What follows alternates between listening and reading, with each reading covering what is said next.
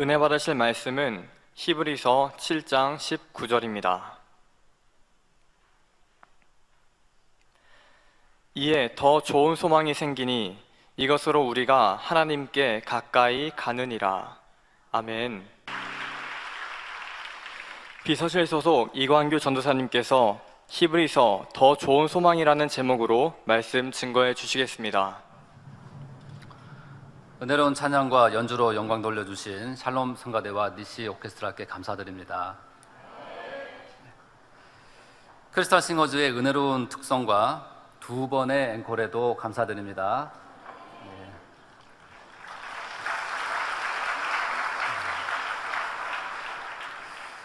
사랑하는 성도 여러분, 최근 저는 신약 성경 중에서 서신서를 연이어서 말씀을 드리고 있습니다. 옥중서신에 담긴 주님의 뜻을 보기 위해서 시작하다 보니까 에베소서, 골로새서를 하게 됐고, 그 두 서신을 설명하기 위해서 갈라디아서가 필요했습니다. 그런데 옥중서신을 하고 나니까 히브리서 내용 또한 그에 연결돼 있어서 오늘 말씀의 주제를 히브리서로 결정하게 됐습니다. 히브리서는 히브리인에게 보내는 편지입니다. 히브리인은 다른 말로 유대인이라고 해도 큰 무리가 없습니다. 히브리서는 신약 서신서 중에서 유일하게 히브리인, 즉 유대인들에게 보내는 유일한 편지입니다. 예수님을 믿는다고 교회에 나왔지만 믿음이 흔들려서 다시 유대교로 돌아가려고 하는 유대인들이 있었는데, 이들에게 깨우침을 주기 위해서 쓴 편지가 바로 히브리서입니다. 우리도 신앙생활을 하다 보면 여러 가지 이유로 믿음이 정체되기도 하고, 첫사랑을 잃어버리기도 하고, 심지어 믿음을 저버리고 교회를 떠나려는 마음을 가지는 경우가 간혹 있습니다. 히브리서는 유대인들에게 보내는 편지지만 바로 현대를 살아가는 우리 기독교인 모두에게 적용되는 내용입니다. 사랑하는 성도 여러분, 그러면 이렇게 믿음이 흔들리는 사람에게 가장 근본적인 처방이 무엇이겠습니까? 바로 예수 그리스도를 바로 깨닫고 그분이 누구신지 다시 마음에 새기는 일입니다. 흔들리는 유대계 기독교인들에게도 마찬가지였습니다. 그래서 성경에서 히브리서는 예수 그리스도를 가장 자세하게 설명하고 있습니다.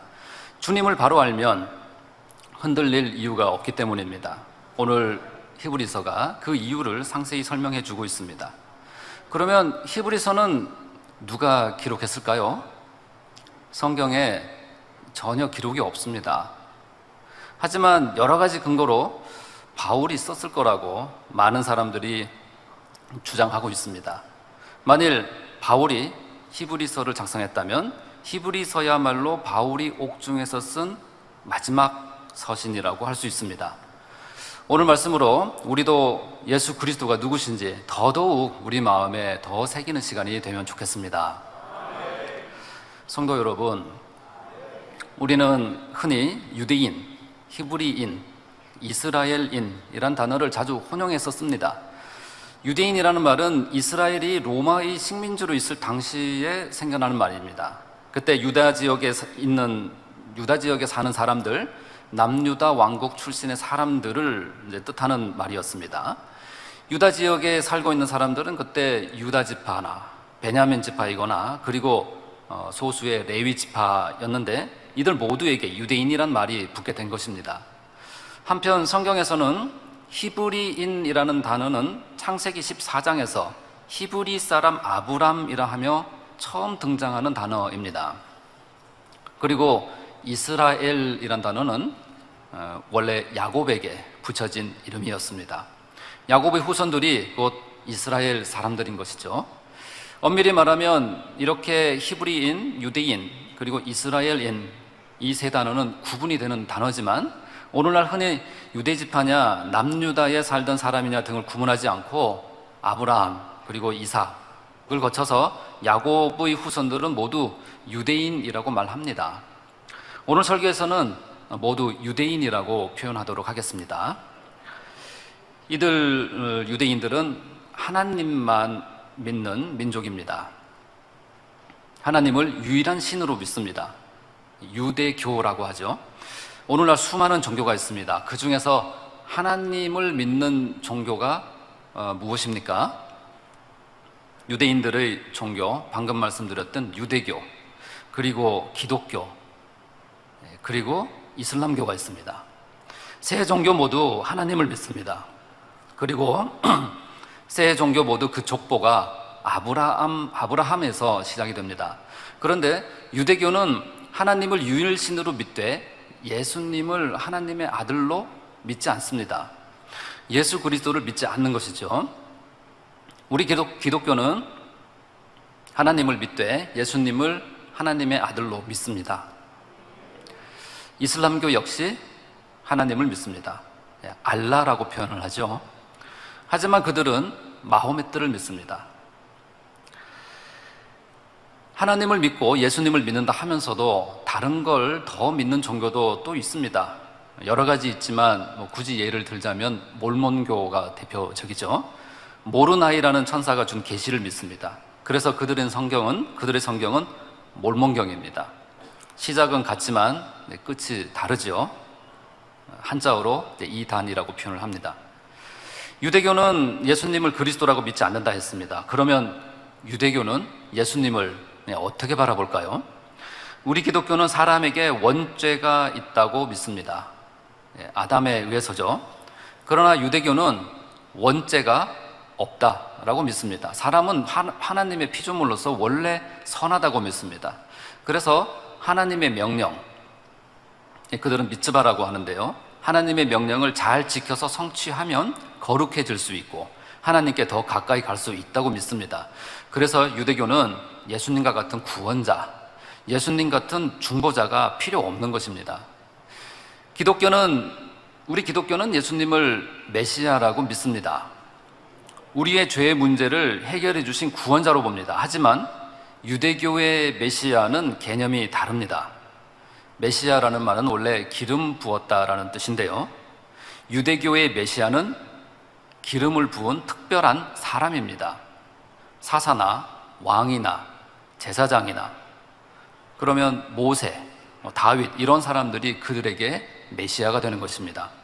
그런 유대교가 볼 때에는 예수님은 그저 사람일 뿐이었습니다.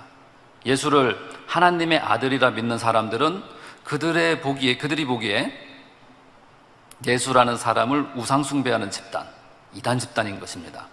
그들에게 예수님이라 불리는 이 사람의 가르침은 참 기가 막힌 일이었습니다.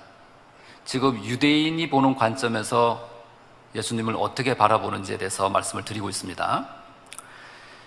그들 시각으로는 예수님이 전혀 이해가 안 되는 것이죠. 유대인들은 메시아가 와서 모세처럼 자신들, 이스라엘 백성들을 로마의 압제에서 해방시킬 것이라고 생각을 했습니다. 그런데 변두리 중에서도 변두리였던 갈릴리 촌에서 자랐던 한 젊은 사람이 갑자기 나타납니다. 자신이 하나님의 아들이라고 말합니다.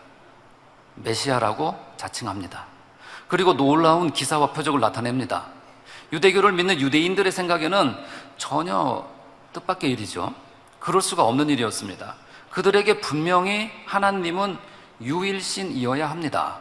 십계명에도 다른 신은 없다고 했습니다. 그런데 하나님 아들이라고 한다면 신이 하나 더 있게 되는 셈입니다. 그러니 그들 생각에는 도저히 이해가 되지 않았습니다. 특히 율법을 안다고 하는 사람들, 유대인들의 지도자들 입장과 관점으로는 도저히 있을 수 없는 일이죠. 그런데 예수님은 죽은 사람도 살리고 보지 못하는 사람도 보게 합니다. 그들로서는 하지 못하는 일이었습니다. 게다가 예수라는 사람이 자신들을 비난하는 것 같았습니다. 자신들의 기득권에 영향을 받을 것 같았죠. 그래서 그들이 보기에는 예수님은 없어져야 하는 인물이었습니다. 그들은 예수님을 제거할 수 있는 근거를 찾기 시작합니다. 자그마한 흠이라도 찾으려고 애썼습니다. 가늠한 여인을 데려다가 예수님께서 어떻게 해야 하는지 보려 했지만 그래도 흠을 찾을 수 없었던 사건도 있었습니다. 그들은 결국 흠을 두 가지를 찾아냅니다. 예수님께서 성전을 무너뜨리려고 했다. 자신이 하나님의 아들, 신이라고 했다 하는 것입니다. 그래서 유대교는 예루살렘 성전 중심으로 신앙생활을 했습니다. 그들의 삶의 터전, 그 중심에는 성전이 있었습니다. 그런데 성전이 하나도 남아있지 않을 거라고 하고 사흘 만에 다시 짓겠다고 말합니다. 그리고 하나님 외에는 신이 없는 걸로 아는데 자신이 하나님의 아들이라고 말합니다. 그래서 그 말에 의미를 덧붙이고 올무잡아서 성전을 무너뜨리려고 한다, 자신이 신이라고 한다, 신성모독이다 라고 하며 예수님을 모함했습니다. 결국 그들은 무리지어서 예수님을 십자가에 못을 박으라고 외쳤습니다. 모두 거짓 증인이 된 것이죠. 예수님은 그렇게 십자가에 달리셨습니다. 그런데 그들이 보기에 여기서 끝날 줄 알았는데 예수님이 다시 살아났다는 소식이 들렸습니다. 부활했다는 거죠. 그래서 발칵 뒤집힙니다. 예수님이 죽었던 사람을 살렸다는 소문은 들어봤는데 지금은 다른 사람도 아니고 죽었던 자기 자신 스스로가 다시 살아났다는 것입니다. 이런 일은 그 어느 누구도 상상치도 못했던 일입니다. 제자들조차도 생각하지 못했던 일이죠. 이런 일은 사람으로서는 도저히 가능한 일이 아니었습니다. 그들은 생각해 봅니다. 혹시 죽은 척했다가 도망간 것은 아닐까? 아니면 추종자들이 시신을 빼돌렸을까? 사실이 아니라고 아무리 생각해 보지만 도리가 없었습니다. 그래서 부활했다는 그 사실 자체를 은폐합니다. 그런데 더욱 놀라운 사건이 생깁니다. 이번에는 다시 살아났다는 소식도 놀라운데 다시 살아난 분이 변형된 모습으로 이 땅에서 다닌다는 것입니다. 그것도 무려 40일 동안 말입니다. 변형된 모습으로 부활하신 분이 음식을 먹기도 하고 대화하기도 하고 문을 통과하기도 하고 여기저기서 나타나기도 합니다. 그들이 보기엔 충격의 연속이죠. 그런데 또 말할 수 없이 더 놀라운 사건이 벌어집니다. 많은 사람들이 직접 보는 앞에서 하늘로 올라가신 것입니다. 그리고 올라가신 대로 곧 다시 내려올 것이라고 말합니다. 예, 아멘. 네, 이제 곧 다시 오시죠.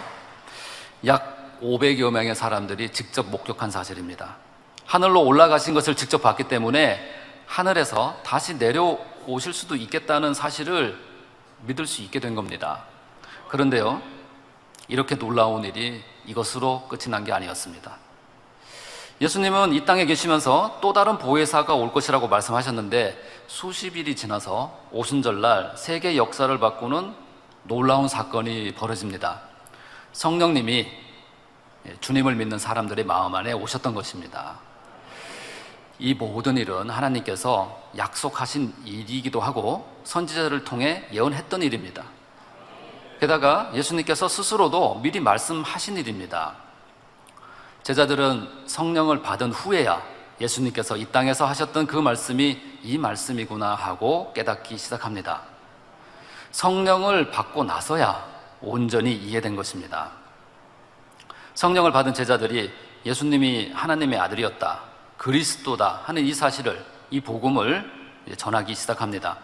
예수 그리스도를 통해야만 구원받을 수 있다고 많은 사람이 구원에 이를 수 있도록 생명 다해 복음을 전합니다. 그리고 성령께서 이루시는 폭발적인 역사가 일어납니다. 마가의 다락방에 모였던 120명이 성령을 받았었고 그날 베드로의 설교로 믿는 사람이 그날만 3,000명이 더 늘어났습니다. 기사와 표적이 나타나기 시작하고 예수를 그리스도라고 믿는 사람들이 폭발적으로 증가합니다. 심지어 제사장 무리까지도 개종합니다.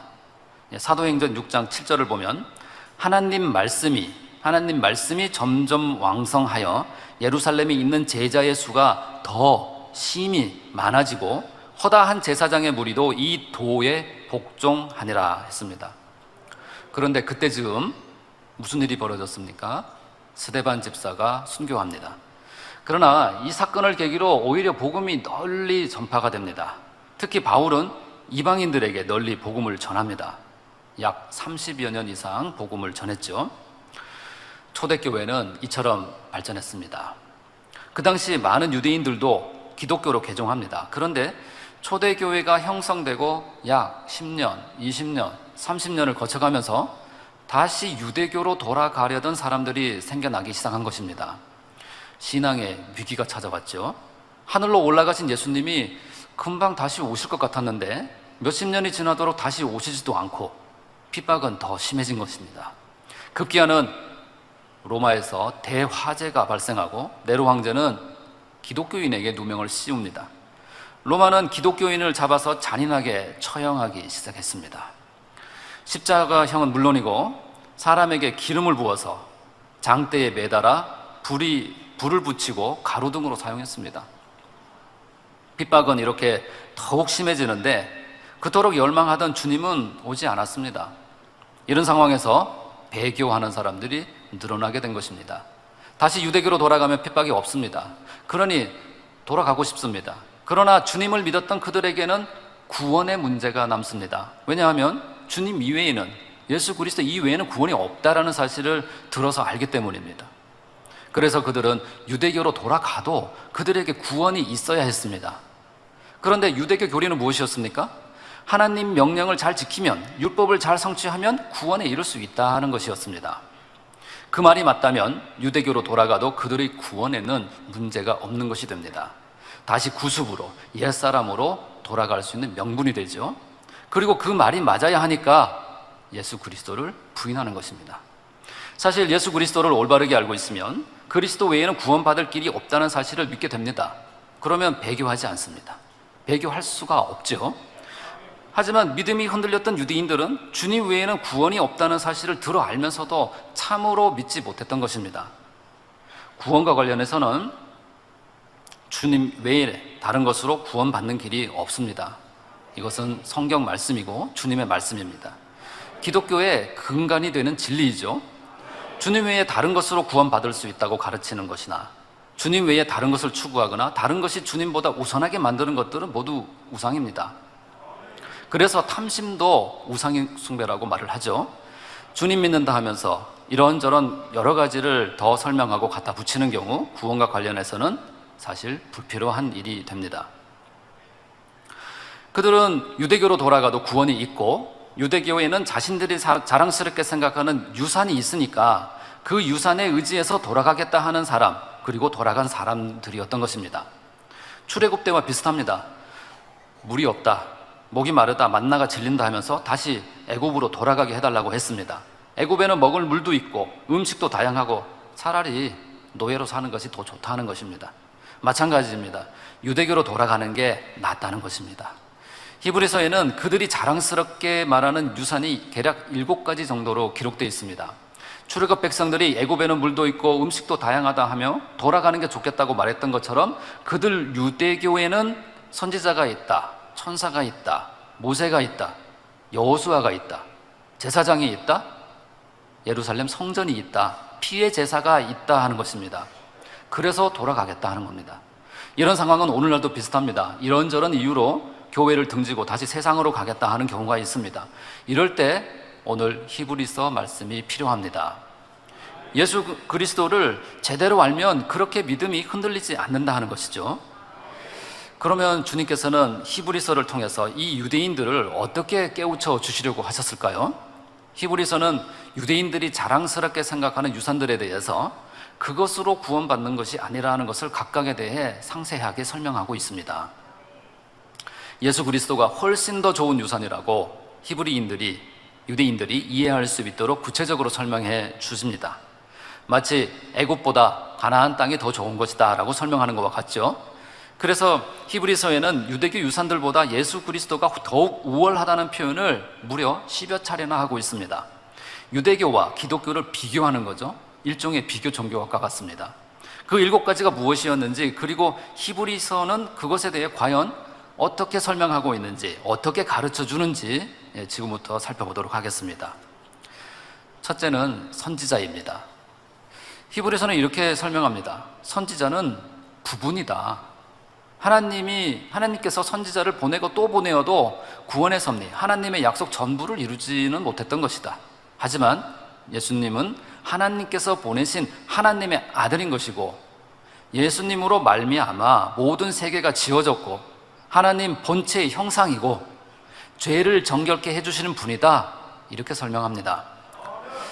선지자는 부분이지만 우리 예수 그리스도는 전부다, 온전하다, 선지자들과는 비교조차 되지 않는다라고 강조하고 있는 것입니다. 이 말씀은 우리에게는 너무나 당연한 말입니다. 하지만 예수님을 믿지 않는 사람들에게는 필요한 말씀이었습니다. 둘째는 천사입니다. 유대인들은 천사를 아주 비중 있게 생각했습니다. 천사에 대한 히브리서의 설명은 이렇습니다. 하나님께서는 천사에게 아들이라고 한 적이 없으시다. 천사는 예수님께 경배하는 존재다라고 말합니다.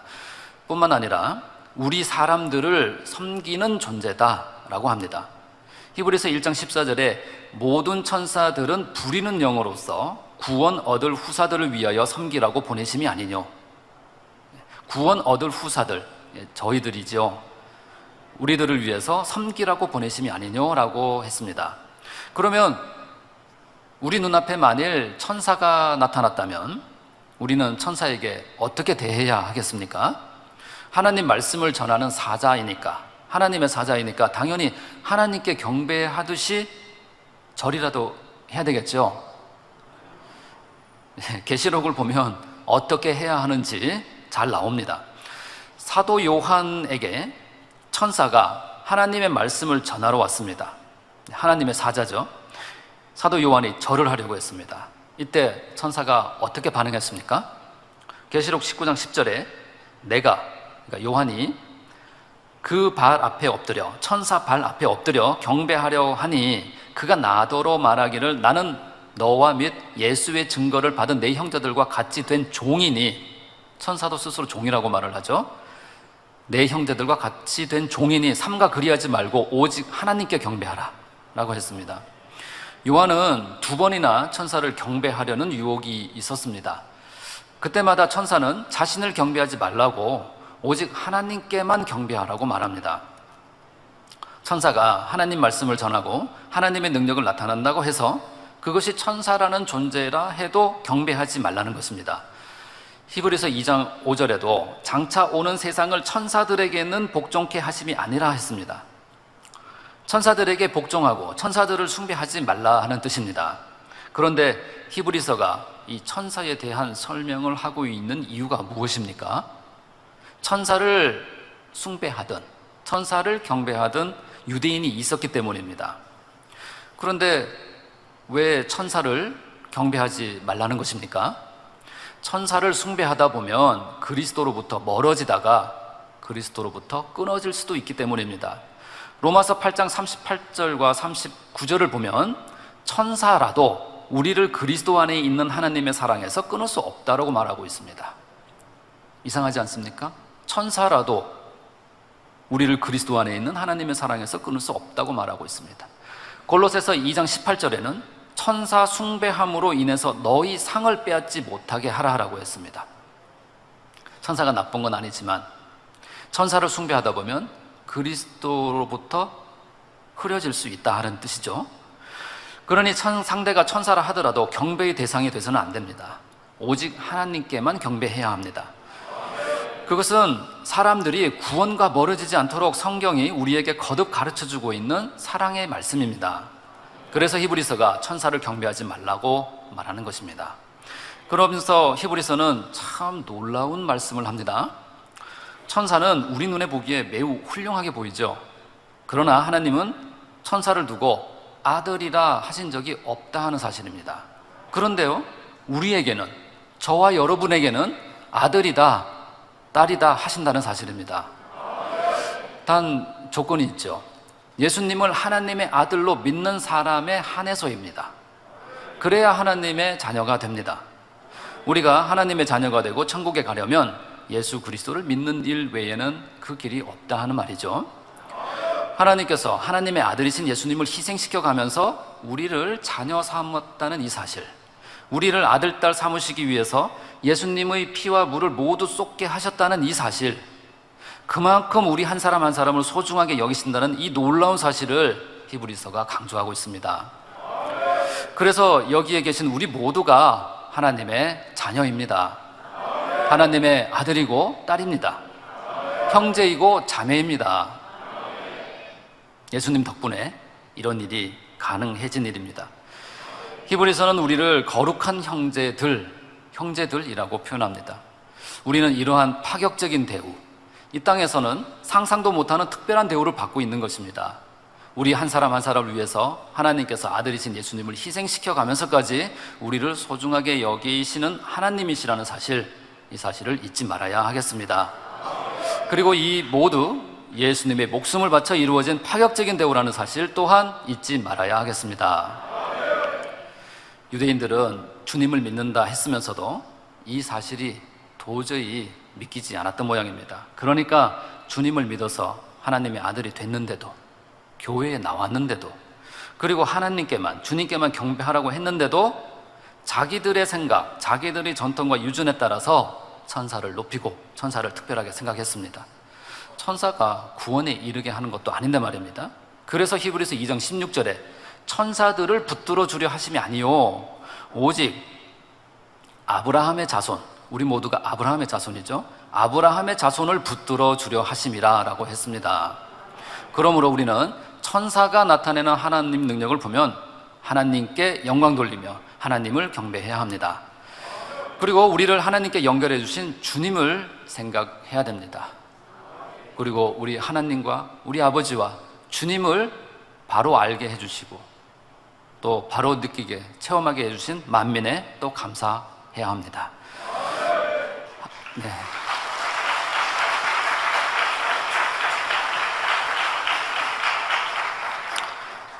하나님의 아들이신 예수님께서도 예수님을 통해 나타난 기사와 표적을 두고 오직 하나님께 영광을 돌렸습니다. 오병이어의 기적 후 많은 사람들이 예수님 앞에 모여들자 예수님은 어떻게 했습니까? 그 자리를 피했습니다. 예수님을 왕으로 삼으려는 그들의 마음을 알고 피하셨습니다. 하나님 능력을 본 그들이 하나님께 경배하는 것이 아니라 예수님을 자신들의 왕으로 삼으려 했기 때문에 예수님은 피하셨습니다. 예수님은 오로지 하나님께만 영광을 올려드렸습니다. 세 번째로 모세입니다. 성경은 하나님의 온 집에 충성한 모세라고 표현합니다. 유대인들은 이런 모세를 매우 대단하게 생각합니다. 충분히 그럴 만합니다. 당연하죠. 하지만 신분으로 보자면 모세는 하나님 집의 사환이고 예수님은 하나님의 집의 아들이라고 설명합니다. 사환과 아들은 차이가 있죠. 그리고 한 가지를 더 설명합니다. 유대인 여러분, 하나님께서 약속하신 안식에 들어가지 못할 것이다. 다시 말해 약속하신 가나안 땅에 들어가지 못할 것이라고 말씀하신 적이 있으신데 그 말씀 누구에게 하신 겁니까? 라는 겁니다. 누구에게 했습니까? 바로 모세를 따라 출애굽한 백성들에게 하신 말씀이 아니냐 하는 것입니다. 유대인 여러분들은 모세라면 너무나 자랑스러워하고 존경하고 지극히 따릅니다. 하지만 모세를 따라 나온 출애굽 백성들을 보십시오. 하나님께서 약속하신 안식 가나안 땅에 들어가지 못했지 않습니까? 무슨 말씀이냐면 모세가 아무리 훌륭해도 하나님을 따르냐 따르지 않느냐가 중요하고 하나님의 음성을 듣고 순종하느냐 순종하지 않느냐가 중요하다. 모세와 함께하는 하나님이 중요하다라고 강조하시는 겁니다. 예수 그리스도라는 복음을 듣고도 유대교로 돌아가는 경우도 이와 같다고 설명합니다. 하나님께서 약속하신 안식, 천국에 가려면 유대교로 돌아갈 것이 아니라 예수 그리스도의 복음에 귀 기울여야 한다는 사실입니다. 모세가 위대한 건 맞지만 중요한 것은 하나님의 아들이신 예수 그리스도이십니다. 네 번째, 여호수아입니다. 유대인들은 여호수아에게 주신 안식을 자랑스럽게 말합니다. 여호수아 22장 4절에 이제는 너희 하나님이 여호와께서 이미 말씀하신 대로 너희 형제에게 안식을 주셨으니 라고 했습니다. 이 말씀은 여호수아가 이끄는 백성들이 가나안 땅에 들어가서 전쟁을 끝내고 안식을 얻었다 하는 말입니다. 하지만 얼마 가지 않아 또 혼란스러워졌죠. 히브리서가 쓰여질 그 당시는 로마의 핍박이 무척 심했기 때문에 로마의 압제에서 벗어나 안식을 가지고 싶은 마음이 컸습니다. 그래서 유대인들은 모세나 여호수아나 다윗 같은 영웅을 기대했습니다. 그들을 메시아라고 얘기하는 거죠. 그런 메시아를 기대했습니다. 그러나 히브리서는 말합니다. 여호수아가 가나안 전쟁을 끝나고 안식을 준 것은 맞다. 하지만 겨우 가나안 전쟁을 끝내는 정도지 그것이 참된 안식이 아니라 하는 것입니다. 진짜 영원한 참된 안식은 여호수아와 같은 사람인 영웅이 주는 것이 아니고 예수 그리스도가 주는 것이다 라고 말하는 것입니다. 요한복음 14장 27절에 평안을 너희에게 끼치노니 곧 나의 평안을 너희에게 주노라. 내가 너희에게 주는 것은 세상이 주는 것 같지 아니하니라. 너희는 마음에 근심도 말고 두려워하지도 말라. 평안은 예수님께서 주십니다. 여러분, 우리가 마음에 평화가 없을 때, 우리가 참된 평안, 참된 안식을 얻으려면 예수 그리스도를 찾는 것이 가장 현명한 방법입니다. 이것은 성경이 말하는 방법이죠. 왜냐하면 우리의 참된 안식, 영원한 안식은 주님만이 주실 수 있습니다. 예수님은 우리 힘으로 얻을 수 없는 평안을 주십니다. 사람이 할 수 없는 일, 풍랑도 잠잠케 해 주십니다. 우리 삶에 폭풍이 몰아치는 것 같을 때가 있습니다. 그때 예수님께 나아가면, 예수님의 십자가 앞에 더 가까이 나아가면 거센 비바람도 고요하게 해 주십니다. 다섯 번째, 아론입니다. 유대인들은 제사장을 자랑스러워했습니다. 그들은 예루살렘 성전에서 제사를 지냈습니다. 그들의 성전은 전 세계에 단 한 곳, 예루살렘 성전이었습니다. 오직 제사장만이 제사를 드릴 수 있었고, 제사장은 레위 지파이어야만 했습니다. 그것이 율법이었죠. 그런데 여러분, 유대인들의 제사장 제도 언제부터 생겼습니까? 모세의 때부터입니다. 레위 지파의 아론이 첫 번째 제사장이었습니다. 제사장은 아론의 대를 이어서, 다시 말해서 아론의 반차, 아론의 혈통입니다. 그것이 율법입니다. 백성들이 짐승을 바치면 제사장들이 그 짐승의 피로 죄를 씻는 제사를 드려 주었습니다. 매일 드렸습니다. 절기가 되면 더욱 특별히 제사 드렸습니다. 제사 중에서도 대속죄 제사는 1년에 단 한 번 있습니다. 그때는 대제사장이 나섭니다. 그 지성소에는 대제사장만이 1년에 단 하루 대속죄일에 들어갈 수 있습니다. 자신을 거룩하게 하고 겨우 하루 들어갈 수 있습니다. 지성소 안에는 언약궤가 있습니다. 언약궤 안에는 계명을 기록한 돌판, 아론의 쌍난 지팡이, 그리고 만나가 들어가 있는 항아리가 있습니다. 언약궤 상단에는 언약궤 상단에 있는 속죄소에 대제사장이 짐승의 피를 붓습니다. 모든 죄를 씻어달라고 하는 거죠. 그 제사는 성전에서 이루어져야 합니다. 성전과 피의 제사, 그리고 제사장은 그 당시 유대인들에게 꼭 필요한 생활 자체였습니다. 그런데 예수님께서 오시고 십자가에 못 박히신 후에는 어떻게 됐습니까? 우리 모두가 제사장과 같이 됐습니다. 베드로전서 2장 5절에 천천히 읽어보겠습니다. 너희도 산돌같이 신령한 집으로 세워지고 예수 그리스도로 말미암아 하나님이 기쁘게 받으실 신령한 제사를 드릴 거룩한 제사장이 될지니라. 우리에게 거룩한 제사장이 될지니라 말을 했고요. 베드로전서 2장 9절 전반절에 오직 너희는 택하신 족속이요 왕 같은 제사장들이요 거룩한 나라요 그의 소유된 백성이니라고 했습니다. 예수 그리스도가 오신 후에는 우리 모두가 제사장이 될 수 있는 자격을 얻었습니다. 예수님은 제사장, 대제사장만이 들어갈 수 있는 성소와 지성소 사이의 휘장을 찢어주셨습니다. 이 휘장은 사람으로 찢을 수 있는 두께가 아닙니다. 크기도 큽니다. 예수님께서 위에서 아래로 찢어주셨죠. 우리도 대제사장처럼 지성소에 들어갈 담력을 얻었습니다. 우리도 직접 하나님께 나아갈 수 있게 됐다 하는 사실입니다. 제사장을 거치지 않아도 되는 거죠.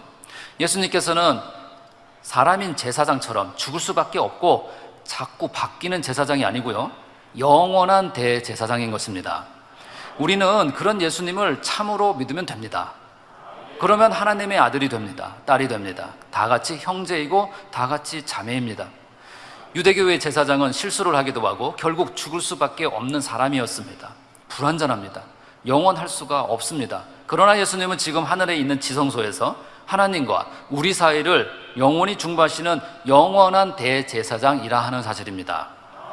그런데 유대인 중에는 주님을 믿는다 하면서도 예수님이 영원한 대제사장이란 사실 자체를 잘 이해하지 못했습니다. 왜냐하면 율법에 따르면 레위 지파만이 제사장이 될 수 있는데 레위 지파도 아닌 유대 지파 예수님이 어떻게 제사장이 되느냐 하는 것이었습니다.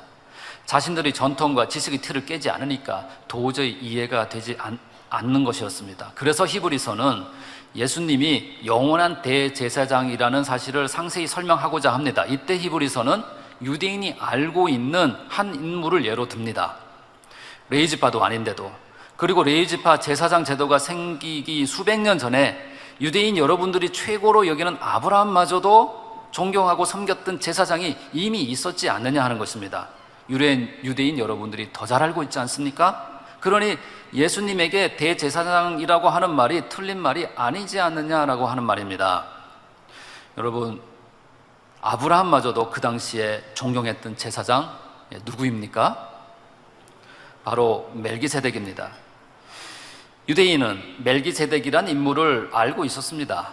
창세기 그리고 시편에 기록되어 있기 때문입니다. 구약에 능통한 유대인들이 많았죠.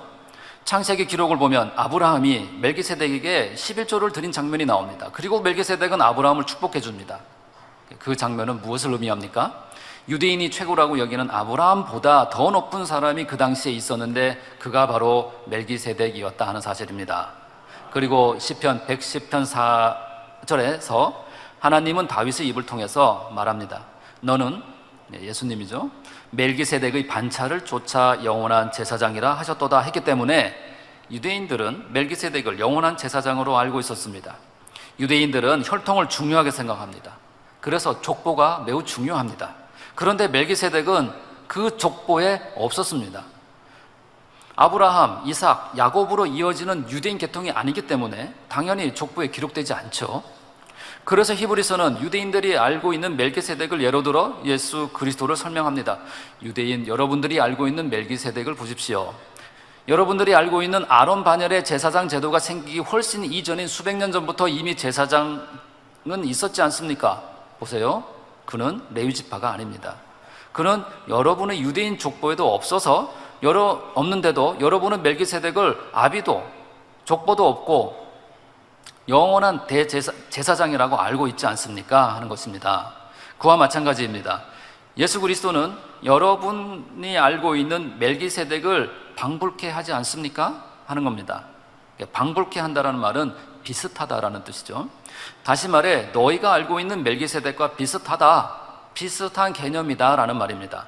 유대인 여러분이 레위 지파도 아니고 족보도 없는 멜기세덱을 제사장이라고 여기고 있듯이 레위 지파가 아닌 예수 그리스도는 영원한 대제사장이 될 수 있는 것이다 하는 것입니다. 자, 멜기세덱을 예로 설명하니 유대인 여러분들 이제 이해가 잘 되십니까? 하는 겁니다. 유대인 여러분에게는 제사장이 있지만 그도 흠이 있어서 자기 죄 문제를 먼저 해결한 후에 겨우 지성소에 들어갑니다. 사람이어서 자꾸 죽고 바뀝니다. 불완전한 제사장입니다. 그러나 우리 기독교의 제사장이신 예수님은 흠이 없고 영원한 대제사장입니다 하는 말입니다. 그러면 여러분, 예수 그리스도를 설명하기 위해서 히브리서가 언급한 멜기세덱은 대체 누굽니까? 히브리서는 이렇게 말합니다. 히브리서 5장 11절에 멜기세덱에 관하여는 우리가 할 말이 많으나 너희의 듣는 것이 둔함으로 해석하기 어려우니라. 좀 아쉽죠? 성경에 있는 대로까지만 해야겠습니다. 우리가 만일 멜기세덱을 알아야 구원에 이르거나 우리가 거룩해질 수 있는 것이라면 성경은 멜기세덱을 좀 더 자세히 언급했을 것입니다. 하지만 중요한 것은 멜기세덱이 누구냐 이기보다는 유대인들이 알고 있는 멜기세덱이라는 인물을 등장시켜서 설명하고자 한 예수 그리스도가 중요한 것입니다. 이 한 가지 분명한 사실을 기억해야 하겠습니다. 참조로 멜기세덱은 어떤 이름이기보다는 소위 말하는 직책에 가깝습니다. 살렘에 살고 있는 왕이죠. 애굽의 바로 왕도 그런 개념이고 아비멜렉도 그런 개념입니다. 히브리서가 왜 멜기세덱을 사례로 설명했어야만 했는가를 이해하면 더욱 좋겠습니다. 이제 6번째입니다. 성전에 대해 말합니다. 화면 한번 보시죠. 이건 모델하우스입니다. 아파트 모델하우스 아시죠? 그런데 실제 아파트가 지어지면 이 모델하우스는 어떻게 됩니까? 필요 없어집니다. 철거됩니다. 모델하우스는 모델이고 우리말로 옮기면 모형이고요. 그림자인 거고, 아파트는 실제입니다. 실상이고 참 형상입니다. 성막, 성전이 그렇다 하는 뜻입니다. 모세와 백성들이 지은 장막, 그 성막은 모델하우스 같은 것이다 하는 거죠. 모형 또는 그림자라는 뜻입니다. 모형은 실제가 오면 사라집니다. 불필요해집니다. 그림자는 실제가 아닙니다. 참 형상은 따로 있죠. 율법도 성막도 제사장 직분도 모형이고 참 형상이 아니라 하는 것입니다. 하늘에 있는 것들의 모형이라는 것입니다. 하늘에 있는 것이 실상이고 참 형상이죠. 그래서 히브리서에는 더 아름다운 직분, 더 좋은 약속, 더 나은 언약의 보증, 조금 더 하겠습니다. 더 좋은 언약의 중보, 새 언약, 더 좋은 말씀, 더 좋은 안식, 조금 더 하겠습니다. 더 좋은 재물, 더 좋은 기업, 더 나은 본향, 더 좋은 부활, 더 완전한 피, 더 좋은 소망이라는 표현이 있습니다. 저는 그 중에서 더 좋은 소망이라는 표현이 좋았습니다. 히브리서 7장 19절을 보면 율법은 아무것도 온전케 못할지라 이에 더 좋은 소망이 생기니, 율법보다 더 좋은 소망 이란 뜻이죠. 이것으로 우리가 하나님께 가까이 가느니라. 율법이 아니라 예수 그리스도로 말미암아 하나님께 가까이 가는 것이다 라는 설명이죠. 유대인들에게 설명을 하기 위해서 예수 그리스도를 더 좋은 소망이라고 표현했지만 사실 더 좋은 소망이라는 표현보다는 최고의 소망입니다. 또는 유일한 소망입니다가 더욱 적절하다고 생각합니다. 왜냐하면 예수 그리스도를 통하지 않고서는 구원이 있을 수 없기 때문입니다. 그리고 그리스도만이 우리에게 참 평안을 줄 수 있기 때문입니다. 7번째입니다. 피의 제사입니다. 피 흘림이 없이는 죄사함이 없습니다. 그래서 과거에는 사람 대신 짐승의 피로 제사를 드려서 죄사함을 받았습니다. 그러나 예수님께서는 거룩하고 죄 없는 자신의 피로 단 한 번의 제사로 죄사함을 얻었습니다. 히브리서 9장 12절에 염소와 송아지의 피로 아니하고 오직 자기 피로 영원한 속죄를 이루사 단번에 성소에 들어가셨느니라 했습니다. 하나님께서는 짐승 피의 제사를 기뻐하시기 때문에 받으시는 것이 사실 아닙니다. 히브리서 10장 5절 6절을 보면 하나님이 제사와 예물을 원치 아니하시고 오직 나를 위하여 한 몸을 예비하셨도다. 전체로 번제함과 속죄제는 기뻐하지 아니하시나니 했습니다. 기뻐하지 않으신다 하셨습니다. 사람들은 죄로 인해 죽을 수밖에 없었습니다. 하나님은 사람들을 죽지 않게 하려고 짐승의 피를 대신하여 죄를 씻어주는 길을 마련해 주신 것입니다. 그러나 하나님은 비둘기 한 마리조차 죽이는 것 좋아하지 않으십니다. 죄는 사망을 가져온다라는 이 교육을 위해서, 이 교훈을 위해서 제사가 필요한 것이지 제물 자체를 기뻐 받으시는 것이 아닙니다. 죄를 지은 백성은 자신이 직접 짐승을 잡아서 각을 떠야 했습니다. 화면 흐릿한 이유는 너무 적나라하고 잔인해서 그렇습니다. 죄를 지은 백성은, 그러니까 죄를 지은 사람이 스스로 자신이 직접 짐승을 잡아서 각을 떠야 했습니다. 각을 뜬다는 말은 머리, 팔, 다리, 가슴 모든 부분을 분리시킨다는 말이죠. 그러니까 주인이 자기의 짐승을 가져와서 직접 그 각을 떠야 합니다. 그러면서 회개하는 거죠. 다시는 죄 짓지 말아야 되겠다, 회개하는 것입니다. 하나님은 우리가 거룩하길 바라고 영원히 온전하길 바랐습니다. 그래서 하나님은 예수님의 피를 뿌려주셨습니다. 히브리서 10장 14절에 저가 한 제물로 거룩하게 된 자들을 영원히 온전케 하셨느니라. 한 제물로 온전케 하셨다.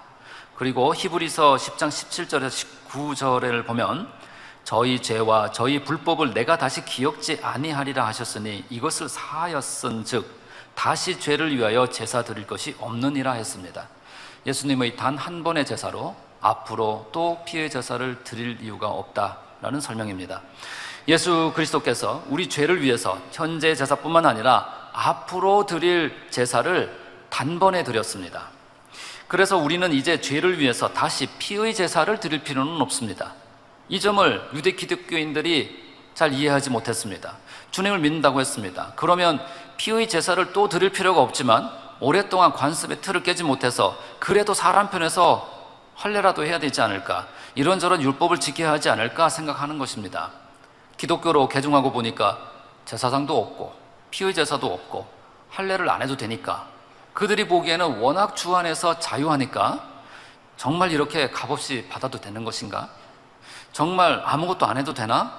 너무 싱겁지 않나? 이렇게 생각하는 것입니다. 관습과 지식의 틀을 깨지 못하니까 율법도 지키자, 할례도 하자, 제사도 드리자 하며 그들 중에 율법주의자, 할례당 등이 나올 수 있었던 원인 중에 하나가 됐다 하는 것입니다. 물론 그 중에는 주님을 온전히 믿어서 다시 온전히 기독교인으로 된 사람도 성경에 기록되어 있습니다. 아리스다고, 마가도 그렇고요. 유수도와 같은 사람이 대표적입니다. 히브리서는 지금까지 유대교의 유산들과 예수 그리스도를 비교해 가면서 설명했습니다. 제가 간단히 요약해 보겠습니다. 예수님은 사람인 선지자 수준이 아니라 하나님의 아들이시다. 하나님의 능력을 나타내는 존재가 천사라 하더라도 숭배하지 말자. 오직 하나님만 경배하라. 참된 안식은 주님만이 주실 수 있다. 모세도 훌륭하지만 더욱 중요한 것은 복음에 순종하는 것이다. 예수 그리스도는 영원한 대제사장이시다. 성전은 모형이고 하늘에 있는 성소가 참 형상이다. 이제는 더 이상 피의 제사가 필요 없다. 예수 그리스도께서 단번에 모든 피의 제사를 드렸다입니다. 그리고 여러분, 유대인들이 유대교로 다시 돌아가려고 했던 근본적인 원인은 무엇이라고 생각하십니까? 주님을 제대로 알지 못해서입니다. 주님을 안다고 했지만 참 믿음을 가지지 않아서입니다. 가지지 못해서입니다. 그럼 왜 참 믿음을 가지지 못했습니까? 제자들을 보겠습니다. 예수님의 제자들요. 기사와 표적을 많이 봤습니다. 그렇지만 승천하는 모습을 보고도 예수님을 바르게 깨닫지 못했습니다. 그러나 성령을 받고 나서야, 성령 충만함을 유지할 때, 그때 바로 깨달았습니다. 그래야, 성령을 받고 나서야 예수 그리스도를 올바르게 이해하는 것이 가능했던 것입니다. 그리고 참 믿음이 가능했던 것입니다. 성령에 의해서죠.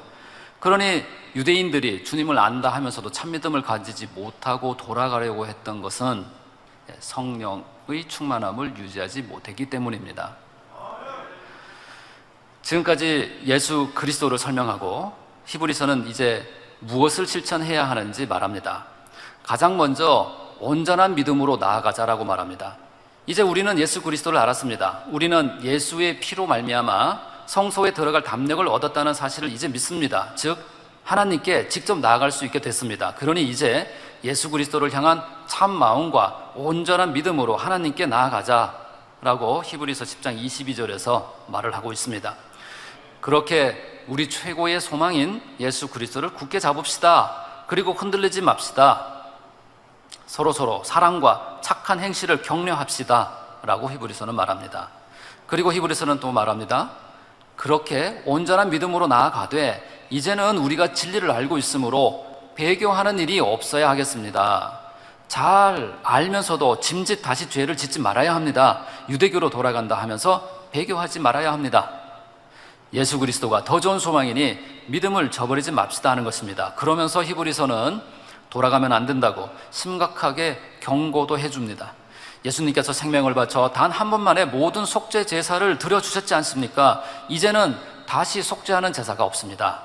이 진리를 짐짓 알면서도 다시 죄를 지으면 다시 속죄하는 제사가 없으니 어떻게 해야 합니까? 죄로 인해 사망으로 갈 수밖에 없지 않습니까? 그러니 다시 새롭게 하여 회개할 기회조차 없습니다. 예수님께서 십자가에 못 박혀 우리 죄를 대속해 주셨는데 그 사실을 알면서도 또 죄를 거듭 지으면 그 죄를 속죄하기 위해서 예수님께서 또 십자가에 못 박히셔야 되겠습니까? 그런 일은 예수님을 현저히 욕보이는 일입니다. 예수님께서 다시 속죄해 주시는 제사는 이제 없습니다. 오직 무서운 마음으로 심판을 기다리게 될 뿐입니다. 짐짓 죄를 짓는 일은 우리를 거룩하게 해주신 예수님의 언약의 피를 부정하게 여기는 것입니다. 주께서 심판하실 것입니다 하면서 히브리서는 거듭 경고해 줍니다. 그리고 말합니다. 이제 잠깐 후면 주님 다시 오시니까 인내하십시오. 우리는 믿음을 가진 사람들입니다. 믿음은 바라는 것의 실상입니다. 우리는 이 모든 세계가 우리 눈에 보이지 않는 하나님 말씀으로 지어준 줄 믿습니다. 하나님의 약속인 천국, 우리가 바라는 천국은 반드시 이루어지는 실상이 될 것입니다. 허상이 아닙니다. 우리의 선진들을 보십시오. 모두 하나님 말씀을 철저히 믿어서 하나님께서 함께 해주셨고 바라는 것들이 실상으로 나타났습니다. 그러니 당장 주님께서 오지 않으신다고 해서 우리가 바라는 것, 우리의 믿음이 흔들려서는 안 됩니다. 현재 어떠한 핍박이 있다 하더라도 뒤로 물러서지 마십시오. 천국 소망으로, 주를 믿는 믿음으로 기쁘게 이 현실을 인내하시기 바랍니다. 히브리서는 이와 같이 믿음이 흔들리는 유대인을 향해 예수 그리스도를 굳게 잡아야 하는 이유를 구체적으로 설명하면서 예수 그리스도만이 참 평안을 주고 예수 그리스도만이 현재의 모든 문제를 해결해 주시는 분임을 간절하게 설명하고 있습니다.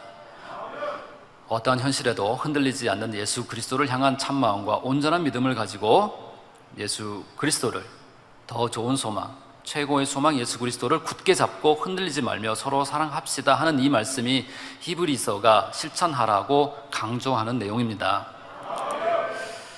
여러분, 주님은 그저 말로만 괜찮다 괜찮다 하며 위로하시는 분이 아니십니다. 주님께서 하신 말씀은 반드시 성취됩니다. 나인성 과부에게 울지 마라 라고 말씀하셨습니다.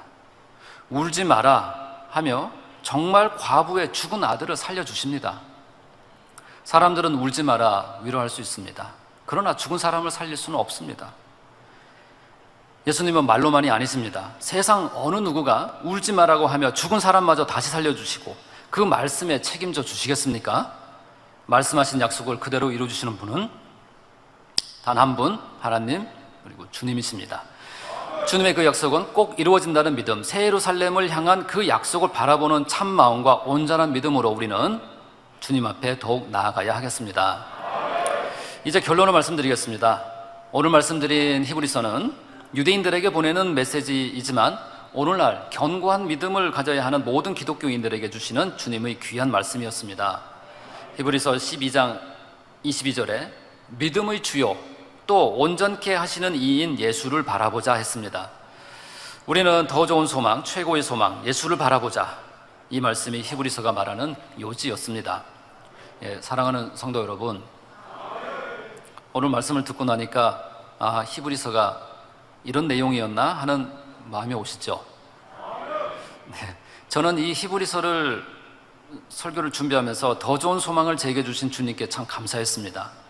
요즘 여러 일들이 있지만 우리에겐 주님이 있습니다. 더 좋은 소망 주시며 우리와 함께 해주시는 우리 주님이 계시죠. 우리 마음에는 늘 주님과 함께 했습니다. 그리고 아버지 하나님께서 늘 함께 해주셨습니다. 그런데 우리는 이 고마우신 주님을 가끔씩 잊고 지내는 건 아닌가 생각해 봅니다. 부활절 칸타타를 보며 십자가에 나를 위해 그 크신 고통을 당해 주신 모습을 보며 그 크신 사랑에 눈물을 흘리던 우리였습니다.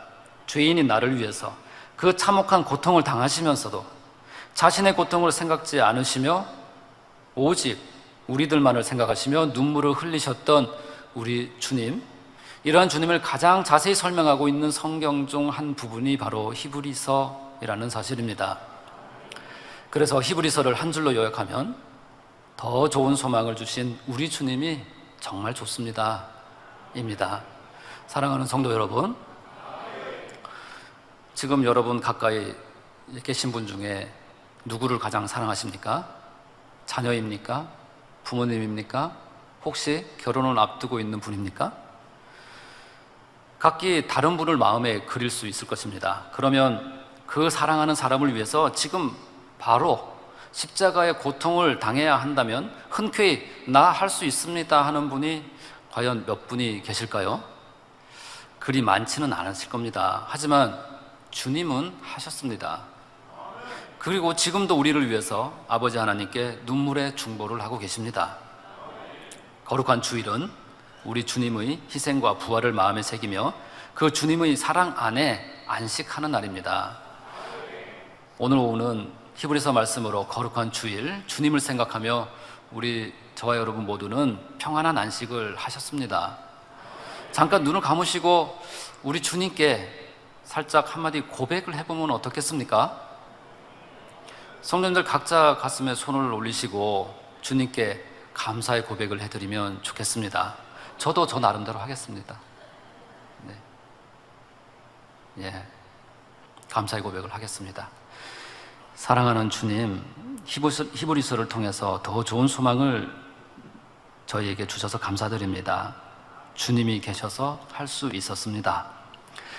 네, 사랑하는 성도 여러분, 우리의 연약한 무릎에 힘을 주시고 우리의 길을 평탄히 해주실 최고의 소망 예수 그리스도를 더욱 바라보는 저와 여러분 모두가 되길 주님의 이름으로 기원합니다.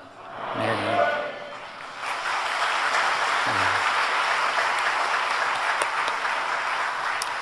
사랑하는 아버지 감사합니다. 함께 통성으로 기도하시겠습니다. 사랑하는 아버지 감사합니다. 히브리서 말씀으로 우리 주 예수 그리스도를 더욱 알게 해주셔서 감사합니다.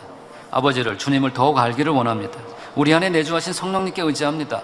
더욱 알기를 원합니다. 더욱 주님을 닮아가는 삶을 살기를 원합니다. 우리의 연약한 무릎에 힘을 주시고 일으켜 세워주실 주님을 믿고 의지하는 우리 모두가 되게 하옵소서. 우리 주 예수 그리스도의 이름으로 기도하옵나이다. 아멘.